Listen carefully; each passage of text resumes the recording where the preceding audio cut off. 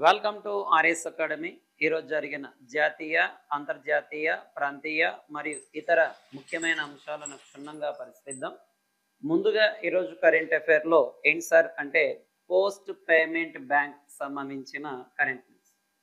Post payment bank సంబంధించిన current news ఏమిటి sir అంటే ఈ పోస్ట్ పేమెంట్ బ్యాంక్ అనేది ఇటీవల 8వ వ్యవస్థాపక దినోత్సవాన్ని నిర్వహించడం జరిగింది. 8వ వ్యవస్థాపక దినోత్సవాన్ని నిర్వహించింది. అంటే ఈ పోస్ట్ పేమెంట్ బ్యాంక్ అనేది 2018వ సంవత్సరంలో ఈ పోస్ట్ పేమెంట్ బ్యాంక్ అనేది ఏర్పాటు అవ్వడం జరిగింది. అందువలన ఈ 2025వ సంవత్సరం నాటికి ఇది పోస్ట్ పేమెంట్ బ్యాంక్ 8వ వ్యవస్థాపక దినోత్సవంగా ఇచ్చేశారు.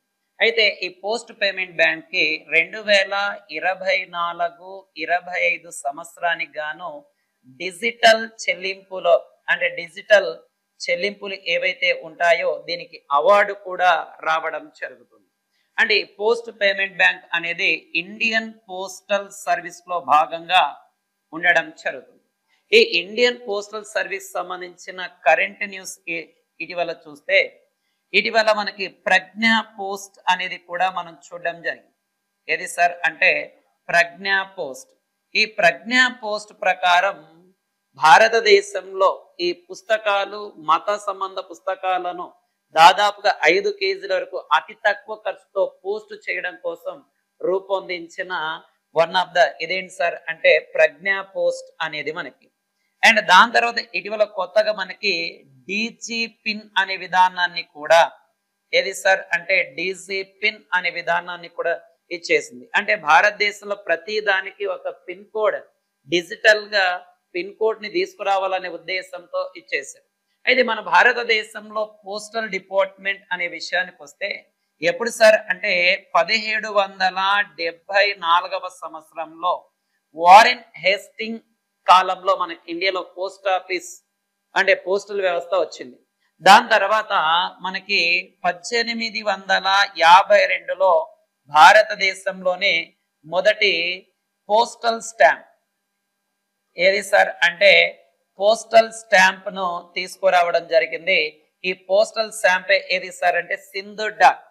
అండ్ దాని తర్వాత మన భారతదేశంలో 1854లో ఓకే ఇండియన్ పోస్టల్ సర్వీస్ సంబంధించి ఒక చట్టం కూడా చేయడం జరిగింది. దాదాపుగా ప్రెసెంట్ భారతదేశంలో 164,000కు పైగా పోస్ట్ ఆఫీసులు అండ్ దాదాపుగా 1.90 లక్షల మంది ఈ యొక్క పోస్ట్ మ్యాన్స్ అండ్ డాక్ పోస్టులు ఉండడం జరుగుతుంది భారతదేశంలో. అండ్ ప్రపంచంలో మొదటి పోస్టల్ స్టాంప్ ఏది సార్ అంటే మనకి ఓకేనా ఫెన్నీ బ్లాక్ అనేది ప్రపంచంలోనే మొట్టమొదటి పోస్టల్ స్టాంప్ గా మనం చెప్పడం జరుగుతుంది మనకి. కాబట్టి ఈ పోస్ట్ పేమెంట్ బ్యాంక్ సంబంధించి మనకి దాదాపుగా 12 కోట్ల కంటే ఎక్కువ మంది ఈ పోస్టల్ స్టాంప్ లో ఈ కస్టమర్లు కూడా ఉండడం జరుగుతుంది. అండ్ రీసెంట్ గా యుఎస్ఏకి సంబంధించి ఈ పోస్టల్ సర్వీస్ ఏదైతే ఉంటుందో ఈ పోస్టల్ సర్వీస్ ని కూడా భారతదేశం నిలిపివేసింది. అండ్ రీసెంట్ గా మనము ఏదైతే మనకి రిజిస్టర్ పోస్టులు ఉంటాయో ఈ రిజిస్టర్ పోస్టులను కూడా భారతదేశం అనేది ఆపివేయడం జరిగింది.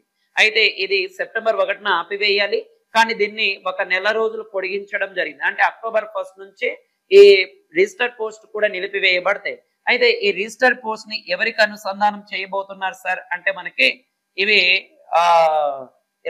స్పీడ్ పోస్ట్ తో ఏదాంతో సార్ అంటే స్పీడ్ పోస్టులతో వీటిని అనుసంధానం చేయడం జరుగుతుంది. అయితే దాని తర్వాత భారతదేశంలో 1972వ సంవత్సరం 72-75వ సంవత్సరం మధ్య కాలంలో ఏది సార్ అంటే పిన్ కోడ్ విధానం కూడా తీసుకురావడం జరుగుతుంది. అంటే పిన్ కోడ్ ఖచ్చితంగా ఒక ఏరియా ఒక ప్రాంతాన్ని ఇచ్చేసింది.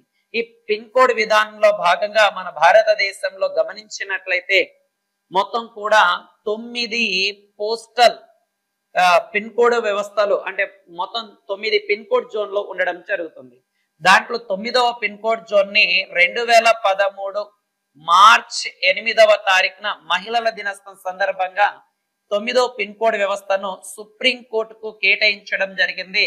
అప్పటి సుప్రీం కోర్టు సిజేఐ అయిన జస్టిస్ సదాశివం గారు కేటాయించారు. అండ్ ఇంకో విషయం ఏంటి సార్ అంటే ఈ పిన్ కోడ్ వ్యవస్థ వల్ల దాంట్లో భాగంగానే ఇటీవల ఈ డీజీ పిన్ అనే విధానాన్ని కూడా తీసుకురావడం జరిగింది. కొంచెం జాగ్రత్తగా ఇలాంటి అంశాల పైన ఫోకస్ చేయండి.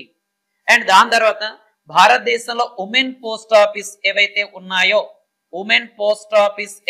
ఉన్నాయో ఇవి భారతదేశంలో మొత్తం కూడా 4 ఉమెన్ పోస్ట్ ఆఫీసులు ఉన్నాయి. మొట్టమొదటిది 2013లోనే ఏర్పాటు చేశారు. ఎక్కడ ఏర్పాటు చేశారు సార్ అంటే న్యూఢిల్లీలో ఏర్పాటు చేశారు. అండ్ రెండేమో ముంబైలో ఉన్నాయి. ఒకటి ఆంధ్రప్రదేశ్ విశాఖపట్నంలో ఉన్నాయి. అంటే ఒకటి న్యూఢిల్లీ, రెండేమో ముంబై అండ్ ఒకటేమో ఆంధ్రప్రదేశ్ విశాఖపట్నంలో ఉండడం జరుగుతుంది. మొత్తం 9 జోనల్ పిన్ కోడ్ వ్యవస్థ ఉంటే దీంట్లో 5వ జోన్ లో ఆంధ్రప్రదేశ్ అనేది ఉంది. అంటే ఆంధ్రప్రదేశ్, తెలంగాణ, కర్ణాటక ఇవి 5వ జోన్ లో మనకి ప్రధానంగా రావడం జరుగుతుంది. మొత్తం 9 పిన్ కోడ్ జోన్లు ఉన్నాయి. దాంట్లో 9వ సుప్రీంకోర్టు, మొత్తం 4 ఉమెన్ పోస్ట్ ఆఫీసులు ఉన్నాయి. దాంట్లో ఒకటి న్యూఢిల్లీ ఫస్ట్ది అండ్ 2 ముంబైలో ఏర్పాటు చేశాడు, ఒకటి ఆంధ్రప్రదేశ్ లో ఏర్పాటు చేయడం జరిగింది. అంటే ప్రతిదీ కూడా మీకు నీట్ గా క్షుణ్ణంగా చెప్పడం జరుగుతుంది నాన్న. మీరు వీటిని చదవడం, రాయడం అండ్ లైక్ చేయడం, షేర్ చేయడం ఖచ్చితంగా మర్చిపోవద్దు. ఓకే, నెక్స్ట్ కరెంట్ టాపిక్ నాన్న. Okay, Bandhan bank. ఈ బంధన్ బ్యాంక్ సంబంధించి కరెంట్ న్యూస్ ఏంటి సార్ అంటే 2025 సంవత్సరానికి గాను ఈ బంధన్ బ్యాంక్ పైన ఆర్బిఐ ఏదైతే ఉంటుందో ఈ ఆర్బిఐ అనేది దాదాపుగా 44 లక్షలకు పైగా పెనాల్టీ అంటే ఏది సార్ అంటే పెనాల్టీని విధించడం జరుగుతుంది ఆర్బిఐ. అయితే మనకి ఈ బంధన్ బ్యాంక్ అనేది 2014లో బంధన్ బ్యాంక్ ను ఏర్పాటు చేశారు. ఈ బంధన్ బ్యాంక్ అనేది కోల్కతా కేంద్రంగా పనిచేయడం జరుగుతుంది. కోల్కతా కేంద్రంగా పనిచేసే ఒక వాణిజ్య బ్యాంక్ అనేది. అయితే ఈ కోల్కతా కేంద్రంగా పనిచేసే ఈ వాణిజ్య బ్యాంక్ ఏదైతే ఉందో మనకి ఇది ఏది సార్ అంటే మైక్రో అండ్ జనరల్ కి సంబంధించిన లావాదేవీలు చేయడం కోసం ఈ బంధన్ బ్యాంక్ ను ఏర్పాటు చేయడం జరుగుతుంది మనకి ఇది. ఓకే, ఆర్బిఐ కూడా వచ్చింది కాబట్టి ఆర్బిఐ గురించి కూడా ఒకసారి చూద్దాం నాన్న.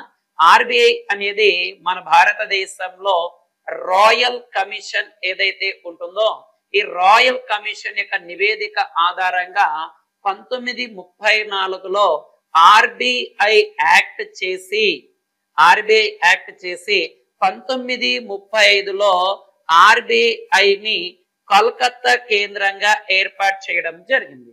అండ్ దాని తర్వాత 1937లో శాశ్వతంగా దీని యొక్క ప్రధాన కార్యాలయాన్ని ముంబైలో ఏర్పాటు చేశారు. 1949లో ఆర్బిఐని నేషనలైజేషన్ జాతీయం చేయడం జరుగుతుంది ఆర్బిఐ. ఇంకా ఆర్బిఐ 1949లో జాతీయం చేసినప్పుడు ఆర్బిఐ గవర్నర్ ఎవరు సార్ అంటే సిడి దేశ్ముఖ్ గారు ఉండడం జరుగుతుంది. ప్రజెంట్ ఆర్బిఐ గవర్నర్ గా పనిచేస్తున్న వ్యక్తి ఎవరు సార్ అంటే సంజయ్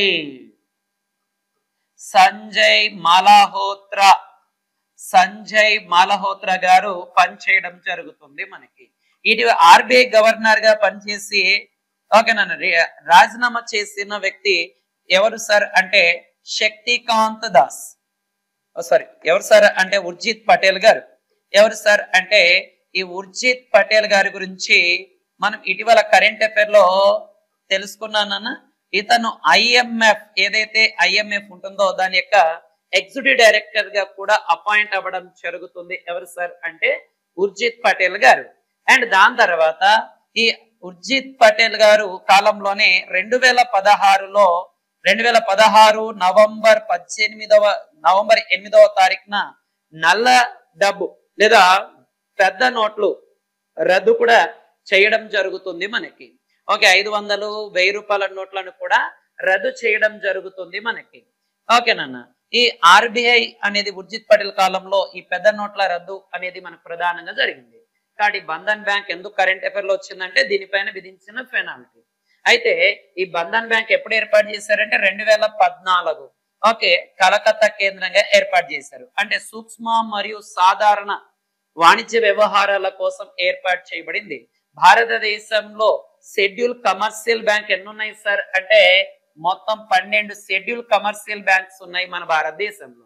అయితే ఈ ఆర్బీఐ గురించి కూడా మనం చెప్పాం. ఈ ఆర్బీఐ ఎప్పుడు ఏర్పాటైంది, ఎలాగ ఏర్పాటైంది అని కూడా. ఈ ఆర్బీఐలో పనిచేస్తున్న తెలుగు వాళ్ళ గురించి విషయానికి వస్తే తెలుగువారు ఓకేనా, ఎవరు తెలుగువారు సార్ అంటే వైవి రెడ్డి అండ్ రఘురామ్ రాజన్ గారు ఆర్బీఐ గవర్నర్ గా పనిచేస్తున్న వ్యక్తులు. ఓకేనా. నెక్స్ట్ కరెంట్ టాపిక్ వెళ్ళిపోతే కొబ్బరి అభివృద్ధి బోర్డు చాలా చాలా ఇంపార్టెంట్ అయినది నాన్న. కొబ్బరి అభివృద్ధి బోర్డు ఇది కేరళలో దీని యొక్క అభివృద్ధి బోర్డు అనేది ఉండడం జరుగుతుంది. ఈ కొబ్బరి అభివృద్ధి బోర్డు ఇటీవల ఏది సార్ అంటే ఎగుమతుల ఎక్సలెన్స్ అవార్డులను ప్రకటించడం జరిగింది. ఓకేనా. కొబ్బరి అభివృద్ధి బోర్డు కోకోనట్ డెవలప్మెంట్ బోర్డు అనేది ఈ ఎక్సలెన్స్ అవార్డును ఎక్స్పోర్ట్ ఎక్సలెన్స్ అవార్డులను ప్రకటించడం జరిగింది. ఓకేనా. భారతదేశంలో అత్యంత కొబ్బరిని పండించే రాష్ట్రం ఏది సార్ అంటే కేరళ అనేది మొదటి స్థానంలో ఉంది. అయితే కొబ్బరి ప్రధాన పంటగా ఉన్న రాష్ట్రం ఏది సార్ అంటే లక్షద్వీప్ అనేది కొబ్బరి ప్రధాన పంటగా ఉన్న రాష్ట్రంగా చెప్పడం జరుగుతుంది మన కోకోనట్ డెవలప్మెంట్ బోర్డు అనేది. ఇంకో విషయాన్ని గమనించినట్లయితే మనకి 2008-9లో ఆసియా పసిఫిక్ కోకోనట్ రీసెర్చ్ లేదా డెవలప్మెంట్ కాన్ఫరెన్స్ కూడా ఏర్పాటు అవ్వడం జరిగింది. ఓకేనా. ఈ ఆసియా ప్రాంతాల్లో ఇచ్చేసేందుకు and national coconut research institute ఎక్కడ ఉంది సార్ అంటే ఈ కేరళలోని కాసర్గఢ్ అనే ప్రాంతంలో ఉండడం జరుగుతుంది. అది మనకి నేషనల్ కోకోనట్ అంటే కొబ్బరి పీచు పరిశోధన కేంద్రం రీసెర్చ్ ఇన్స్టిట్యూట్ ఎక్కడ ఉంది సార్ అంటే ఓకేనా అలపూజ కేరళలోనే ఉండడం జరుగుతుంది మనకి. అండ్ ఈ Asia pacific coconut development board లేదా ఈ కౌన్సిల్ అనేది ఎక్కడుంది సార్ అంటే ఇండోనేషియాలో ఉండడం జరుగుతుంది. ఎక్కడుంది సార్ అంటే ఇండోనేషియా. ఇండోనేషియా ప్రపంచంలోనే అత్యధిక కొబ్బరి పండించే దేశం ఏది సార్ అంటే ఇండోనేషియా. ఈ ఇండోనేషియా విషయానికి వస్తే ప్రపంచంలో అతిపెద్ద ఆర్చిపెలాగో ఓకేనా దీవుల సమూహం కలిగిన దేశం ఏది సార్ అంటే ఇది ఆర్చిపెలాగో. దాదాపుగా 13,500 దీవులు పైగా దీంట్లో ఇండోనేషియాలో ఉండడం జరుగుతుంది.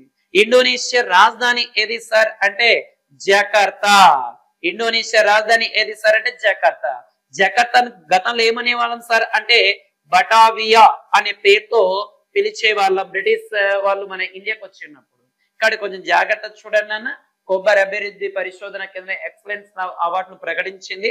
ఇది ఎక్కడుంది కేరళలో ప్రధానంగా భారతదేశంలో కొబ్బరి పంటలో మొదటి స్థానం కేరళ. ప్రధాన పంటగా కొనసాగుతున్న కేంద్రపాలిత ప్రాంతం లక్షద్వీపులు. Asia pacific coconut research institute development board అనేది ఇండోనేషియాలో ఉంది. ఇండోనేషియా అతిపెద్ద ఆర్చిపెలాగో దాదాపు 13,500 పైగా దీవులు ఉన్నాయి. అండ్ జకార్తా ఇండోనేషియా రాజధాని జకార్తా బటావియాలో ఉండడం బటావియా అనేది దీని యొక్క పాత పేరు.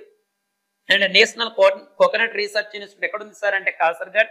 నేషనల్ కోకోనట్ ఫైబర్ అంటే కొబ్బరి పీచు పరిశోధన కేంద్రం ఎక్కడుంది సార్ అంటే అలపూజ అనే ప్రాంతంలో ఉండడం జరుగుతుంది. కొంచెం జాగ్రత్తగా నీట్ గా నోట్స్ ప్రిపేర్ చేసుకోండి, మీకు అన్ని రకాల ఎగ్జామ్స్ కి ఉపయోగపడడం జరుగుతుంది.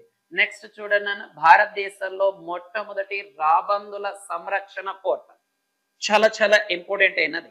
అంటే భారతదేశంలో మొట్టమొదటి రాబందుల సంరక్షణ పోర్టల్ ఇది మనకి చూసుకుంటే రాబందుల ప్రొటెక్షన్ పోర్ట్ అనేది గౌహతి ఏది సార్ అంటే గౌహతి యూనివర్సిటీ అంటే గౌహతి విశ్వవిద్యాలయం ఏదైతే ఉంటుందో ఈ విశ్వవిద్యాలయం ఓకేనన్న విశ్వవిద్యాలయం ప్రధానంగా ఈ జువాలజీ డిపార్ట్మెంట్ వి ఫౌండేషన్ ఏది సార్ అంటే వి ఫౌండేషన్ ఇండియా యొక్క సహకారంతో ఒక పోర్టల్ ని రూపొందించడం జరిగింది. అంటే వి ఫౌండేషన్ తో ఈ గౌహతి యూనివర్సిటీ ఈ ప్రొటెక్షన్ అంటే రాబందుల సంరక్షణ పోర్టల్ ని తీసుకురావడం జరిగింది. చాలా చాలా ఇంపార్టెంట్ అయిన చూడండి అన్న ఈ రాబందుల సంరక్షణ కోసం ప్రాజెక్ట్ వల్చర్ ఏది సార్ అంటే ప్రాజెక్ట్ వల్చర్ లేదా ప్రాజెక్ట్ రాబందులు అనే దానిని 2006లో దీన్ని కేంద్ర ప్రభుత్వం ప్రారంభించడం జరిగింది. దీని ద్వారా భారతదేశంలో ఉన్న రాబందులను ప్రొటెక్ట్ చేయాలనే ఉద్దేశంతో. అండ్ దాని తర్వాత హర్యానా అనే రాష్ట్రంలో ఏది సార్ అంటే ఈ వల్చర్ పునరుత్పత్తి కేంద్రాన్ని కూడా ఏర్పాటు చేశారు. అండ్ మహారాష్ట్రలో ఈ వల్చర్ సంబంధించి వల్చర్ రెస్టారెంట్లను అంటే వాటికి మంచి ఆహారాన్ని అందించడం కోసం కూడా ఇచ్చేశారు. అయితే ఈ రాబందులు భారతదేశంలో మొత్తం కూడా 9 రకాల జాతుల రాబందులు భారతదేశంలో ఉన్నాయి. మొత్తం కూడా భారతదేశంలో 9 రకాల రాబందులు జాతులు ఉన్నాయి. ఇవి అంతరించిపోయే దశలో కూడా ఉన్నట్లుగా ప్రకటించడం జరుగుతుంది. మనకి ఇది ముఖ్యంగా ఈ రాబందులు అంతరించిపోవడానికి ప్రధాన కారణం ఏది సార్ అంటే డైక్లోనోఫినా అనే ఒక రసాయనం. ఈ డైక్లోనోఫినా అనే రసాయనం ఈ జంతువులకు పెయిన్ కిల్లర్ గా వేయడం జరుగుతుంది. ఈ జంతువులు చనిపోయిన తర్వాత వాటిని తిన్న ఈ రాబందులు ఏవైతే ఉన్నాయో ఆ రాబందులు దాన్ని తిన్న తర్వాత తన ఈ మూత్రపిండాలకు సంబంధించిన వ్యాధి వచ్చి అంటే ఈ డైక్లోనోఫినా ఈ మూత్రపిండాల పైన ప్రభావం చూపి ఇవి చనిపోతున్నాయి. అందువలన రాబందులు తగ్గిపోతున్నాయి అనే ఉద్దేశంతో భారతదేశంలో ప్రాజెక్ట్ వల్చర్ అండ్ దాని తర్వాత ఈ వి ఫౌండేషన్ ఇండియాతో ఈ గౌహతి యూనివర్సిటీ రాబందుల సంరక్షణని ప్రారంభించడం జరిగింది. అండ్ ఇంకో విషయం సార్ ఏం సార్ అంటే ఏదైతే అంటార్కిటికా ఉంటుందో అండ్ ఆస్ట్రేలియా ఉంటుందో ఈ 2 ఖండాలు తప్ప ప్రపంచంలోని అన్ని ఖండాల్లో రాబందులు సంచరిస్తూ ఉన్నాయి. అంటే ఏ 2 ఖండాల్లో లేవు? కేవలం అంటార్కిటికా అండ్ ఆస్ట్రేలియా ఈ 2 ఖండాల్లోనే లేవు. మిగిలిన అన్ని ఖండాలలో ఈ ఏది సార్ అంటే మనకి ఈ రాబందులు అనేవి సంచరిస్తూ ఉన్నాయి. నెక్స్ట్ కరెంట్ టాపిక్ వెళ్దాం నాన్న. విక్రమ్ 3201 చాలా చాలా ఇంపార్టెంట్ అయినది నాన్న. ఓకేనా? విక్రమ్ 320 అనేది ఇది 32 బీట్ అంటాను. ఏది సార్ అంటే 32 బీట్ అనే ఒక సెమీకాన్. ఓకేనా? ఇటీవల న్యూఢిల్లీలో జరిగిన సెమీకాన్ ఇండియా సదస్సులో భాగంగా ఈ యొక్క ఏదాన్ని ఈ 32 బీట్ లేదా బైట్ ను ఆవిష్కరించడం జరిగింది. ఇది ఏంటి సార్ అంటే సెమీ కండక్టర్ సంబంధించినది. దీని పేరే ఏంటి సార్ అంటే విక్రమ్ 3201 అనేది దీనికి పెట్టిన పేరు. అయితే మనకు దీని రూపకల్పన చేసింది ఏంటి సార్ అంటే విక్రమ్ సారాభాయ్ స్పేస్ సెంటర్. అంటే విక్రమ్ సారాభాయ్ స్పేస్ సెంటర్ ఎక్కడుంది సార్ అంటే మనకి కేరళ రాష్ట్రంలో తిరువనంతపురంలో ఉండడం జరుగుతుంది. కేరళ రాష్ట్రం. అయితే దీనిని తయారు చేసినది ఏది సార్ అంటే ఇస్రోకు చెందిన చండీగఢ్ లో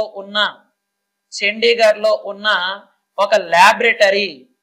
ఓకేనన్నా?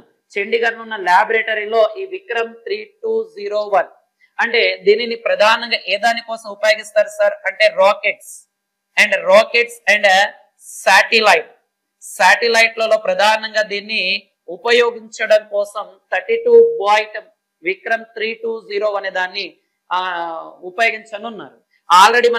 ఆల్రెడీ గతంలో ఏది సార్ అంటే విక్రమ్ 16 విక్రమ్ 16 అనే దాన్ని కూడా ఉపయోగిస్తున్నారు. అంటే 16 బైట్ అనే దాన్ని ఉపయోగిస్తున్నారు. అయితే మనకి ఈ 32 బైట్ అనేది దీన్ని విక్రమ్ 320 అని అంటాం. దీన్ని ఎవరు తయారు చేశారు, ఎందుకోసం తయారు చేశారు అనేది కూడా మనం చెప్పుకోవడం జరిగింది. చాలా చాలా ఇంపార్టెంట్. చూడండి నాన్న, ఈ ఆత్మ నిర్భర్ భారత్ కింద చేశారు. భారతదేశంలోనే ఇది స్వదేశీ పరిజ్ఞానంతో తయారు చేయబడినది. అంటే స్వదేశీ పరిజ్ఞానం అంటే ఇండియన్ ఓన్ టెక్నాలజీ, అంటే ఆత్మ నిర్భర్ భారత్ లో భాగంగా దీన్ని తయారు చేశారు. అయితే మనకి విక్రమ్ సారాభాయ్ అంటున్నాం. ఈ విక్రమ్ సారాభాయ్ ప్రధాన లక్ష్యం ఏంటి సార్ అంటే మనకి స్టాండింగ్ రాకెట్లను తయారు చేయడం జరుగుతుంది. స్టాండింగ్ రాకెట్ అండ్ రోహిణి అనే రాకెట్ ని తయారు చేసింది, అండ్ మేనక అనే రాకెట్లను, అండ్ దాని తర్వాత ఏది సార్ అంటే SLV rockets and ASLV rockets and PSLV rockets and GSLV rockets. ఓకేనా? ఎల్విఎం 3 అనే రాకెట్స్ అన్నిటిని కూడా విక్రమ్ సారాభాయ్ అనేది అభివృద్ధి పరుస్తుంది. విక్రమ్ సారాభాయ్ అనేది అభివృద్ధి పరచడం జరుగుతుంది.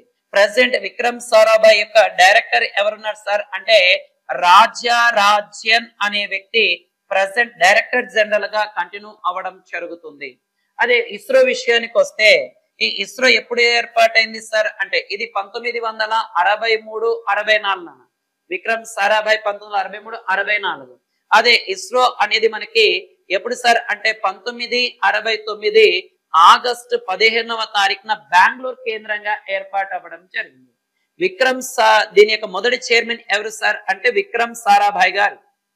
ఓకే, దాని తర్వాత ప్రెసెంట్ ఇస్రో చైర్మన్ ఎవరు సార్ అంటే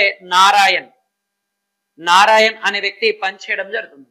ఇస్రోలో అత్యధిక కాలం పనిచేసిన చైర్మన్ ఎవరు సార్ అంటే సతీష్ ధావన్ అనే వ్యక్తి అత్యధిక కాలం పనిచేసిన వ్యక్తి. ఓకేనా? ఇది మనకి దీనికి సంబంధించిన విక్రమ్ నాన్న. ఇది ఏ దాంట్లో ముఖ్యంగా ఈ శాటిలైట్ అండ్ రాకెట్స్ లో ఉపయోగించడం కోసం దీన్ని తయారు చేశారు.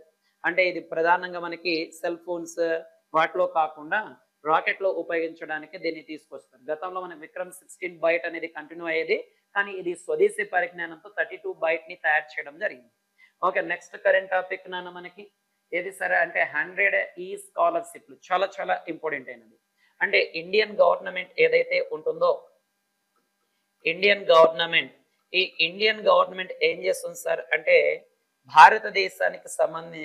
భారతదేశంలో చదువుతున్న ఆఫ్ఘనిస్తాన్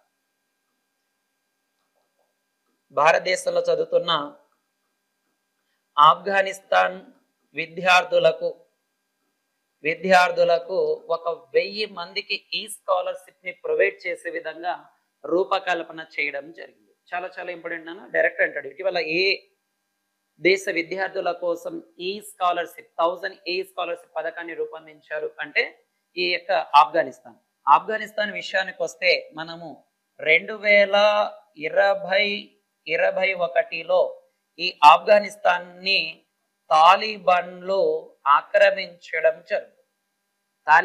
ఆక్రమించారు. ఆఫ్ఘనిస్తాన్ రాజధాని ఏది సార్ అంటే కాబుల్ అనే పేరుతో సింధు యొక్క ఉపనది కూడా ఉండడం జరుగుతుంది. సింధు నది భారతదేశంలో గుండా ప్రయాణిస్తుంది. ముఖ్యంగా Sindhu Tibet, India and Pakistan గుండా మొత్తం కూడా 2880 కిలోమీటర్ల దూరం ప్రయాణిస్తుంది. అదే భారతదేశంలో సింధు నది యొక్క పొడవు ఎంత సార్ అంటే 114. కొత్త అప్డేట్ నాన్న, గతంలో అయితే 780 అనే వాళ్ళం, కొత్త అప్డేట్ ప్రకారం 114 అనేది ఉండడం జరుగుతుంది. అండ్ దాని తర్వాత ఈ సింధు నదికి సంబంధించిన డేటా విషయానికి వస్తే మనం ఇంకా ఓకేనా, దీని యొక్క ఉపనదుల్లో జీలం, చీనాబ్, రావి, బియాస్, సట్లెజ్ కూడా ఉంటాయి. రీసెంట్ గా ఈ ఇండియా పాకిస్తాన్ మధ్య జరిగిన 1960లో జరిగిన సింధు నది జలాల ఒప్పందం కూడా బ్రేక్ అవ్వడం జరిగింది. ఇటీవల చీనాబ్ నది పైన కూడా ఒక డ్యామ్ ని కూడా నిర్వహించబోతున్నామని కూడా ప్రకటించడం జరిగింది. ఇక్కడ కొంచెం జాగ్రత్తగా ఫోకస్ చేయండి అన్న, ఎగ్జామ్ పాయింట్ ఆఫ్ లో అడగడానికి ఛాన్సెస్ ఉంది. నెక్స్ట్ చూడండి అన్న, మనకి బీహార్ రాజ్య జీవిక నిధి శాఖ Sahayak Sangh limited, Bihar state livelihood fund credit cooperative federation limited. చాలా చాలా ఇంపార్టెంట్ అయినది చూడండి అన్న. ఏదైతే మహిళలు ఉంటారో వాళ్ళను ఆర్థికంగా బలోపేతం చేయడం కోసం ఏది సార్ అంటే బీహార్ రాజ్య జీవిక నిధి శాఖ సంఘ్ లిమిటెడ్ దీన్ని ప్రకటించడం జరిగింది. అంటే మహిళలను బలోపేతం చేయడం కోసం దీన్ని తీసుకొచ్చారు. రీసెంట్ గానే ఒక పథకం, బీహార్లో ఒక పథకం, ప్రతి కుటుంబం నుంచి ఒక మహిళను తీసుకొని 10,000 రూపాయలు వాళ్ళకి అందిస్తామని కూడా మనం చూసాం. అండ్ ఇదే బీహార్లో రీసెంట్ గా మనకి ఓకేనా చీఫ్ జస్టిస్ అనే వ్యక్తి సిజేఐ కూడా అపాయింట్ అయ్యాడు. ఇదే రాష్ట్రంలో 3 పాల కేంద్రాలను కూడా బీహార్ రాష్ట్రంలో ఏర్పాటు చేయడం జరుగుతుంది మనకి బీహార్ రాష్ట్రంలో. అండ్ ఇటీవల ఓకేనన్నా ఒక బౌద్ధ మతానికి సంబంధించిన మ్యూజియం ని కూడా ఏర్పాటు చేశారు. ఇటీవల ఇక్కడ ఎలక్షన్ ఎక్కడ సార్ అంటే ఈ బీహార్ లోకల్ ఎలక్షన్ లో మొట్టమొదటిసారిగా యాప్ ఆధారిత అంటే సెల్ ఫోన్ యాప్ ఆధారిత ఓటింగ్ సిస్టమ్ అనే విధానాన్ని కూడా తీసుకురావడం జరిగినది. ఓకే, బీహార్ ఓకే క్లీన్ సిటీలో పాట్నా అనే సిటీ 21వ స్థానంలో ఉండడం జరుగుతుంది. అంటే పారిశుద్ధ్య నగరాలలో పాట్నా అనేది 21వ స్థానంలో కూడా ఉండడం జరుగుతుంది. ఇవన్నీ కూడా ఏంటి సార్ అంటే బీహార్ సంబంధించి. ఇక్కడ ఇవన్నీ లింకప్ చేసుకుంటున్నాను, ఖచ్చితంగా ఎగ్జామ్ పాయింట్ ఆఫ్ లో అడగడానికి ఛాన్సెస్ ఉంది. ఓకే, నెక్స్ట్ కరెంట్ టాపిక్ వెళ్ళిపోదన్న 25వ షాంఘై కోఆపరేషన్ ఆర్గనైజేషన్ చాలా చాలా ఇంపార్టెంట్ అయినది నాన్న. ఇది మనకి చైనా అనే దేశంలో టియాంగ్ అనే ప్రాంతంలో జరిగింది నాన్న. దీనికి దాదాపుగా ఒక చాలా దేశాలు హాజరయ్యాయి. ముఖ్యంగా ఈ షాంఘై కోఆపరేషన్ అనేది 2001లో ఏర్పాటైంది. దీని ప్రధాన కార్యాలయం ఎక్కడుంది సార్ అంటే బీజింగ్ లో ఉండడం జరుగుతుంది మనకి. అయితే దీంట్లో శాశ్వత సభ్య దేశాలు 10 ఉండడం జరుగుతుంది. ఓకేనా, Belarus, China, India, Iran, Kazakhstan, Kyrgyzstan, Pakistan, Russia, Tajikistan, Uzbekistan అనేవి ఉండడం జరుగుతుందన్న. ఇటీవల దీంట్లో భాగంగానే ఈ షాంఘై కోఆపరేషన్ లో భాగంగానే ఈ చైనా అధ్యక్షుడు అండ్ రష్యా అధ్యక్షుడు కూడా మాట్లాడుకున్నారు. అంటే ఒక మనిషి యొక్క జీవితకాలం దాదాపు ఒక 150 సంవత్సరాల వరకు పెంచే విధంగా ఇచ్చేస్తాము అని. అలాగా మనకి ఇది ఒక ట్రెండింగ్ టాపిక్ కూడా అయిపోవడం జరిగింది. అండ్ ముఖ్యంగా ఆపరేషన్ సింధూర్ కి సంబంధించిన వాటిని కూడా ఇక్కడ ఖండించడం జరుగుతుంది. ఎక్కడ సార్ అంటే ఈ షాంఘై కోఆపరేషన్. అండ్ దాని తర్వాత రష్యా అధ్యక్షుడు అండ్ చైనా అధ్యక్షుడు అండ్ భారత ప్రధానమంత్రి ఒక సమావేశం కూడా వాళ్ళు పాల్గొని ఈ దేశాల మధ్య వాణిజ్య విషయాలు కూడా చర్చించడం జరిగింది. ఓకే, నెక్స్ట్ కరెంట్ టాపిక్ నాన్న. ఓకే, దారుమా బొమ్మ. ముఖ్యంగా ఇటీవల భారత ప్రధానమంత్రి జపాన్ అనే దేశానికి సందర్శించారు. దాంట్లో భాగంగా దారుమాజీ అనే టెంపుల్ ఏది సార్ అంటే దారుమాజీ అనే టెంపుల్కి వెళ్ళినప్పుడు ఈ నరేంద్ర మోడీ గారికి ఈ దారుమాజీ టెంపుల్ యొక్క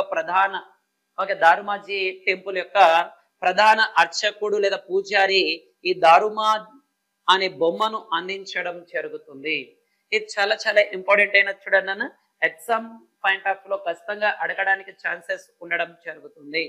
ఇటీవల భారతదేశ ప్రధానమంత్రి ఏ దేశం యొక్క దారుమా బొమ్మను తీసుకోవడం జరిగింది అంటాడు జపాన్. ఇదే జపాన్ లో మన నేతాజీ సుభాష్ చంద్రబోస్ అస్థికలు కూడా ఉన్నట్లు ప్రకటించారు. నేతాజీ సుభాష్ చంద్రబోస్ 1938, 1939లో ఐఎన్సికి 2 సార్లు అధ్యక్షుడు కూడా పనిచేయడం జరుగుతుంది. ఈ నేతాజీ యొక్క జనవరి 23వ తారీఖును ఏ సార్ అంటే నేషనల్ పరాక్రమ్ దివాస్ గా కూడా ఇటీవల అనౌన్స్మెంట్ చేయడం జరిగినది. ఓకేనా.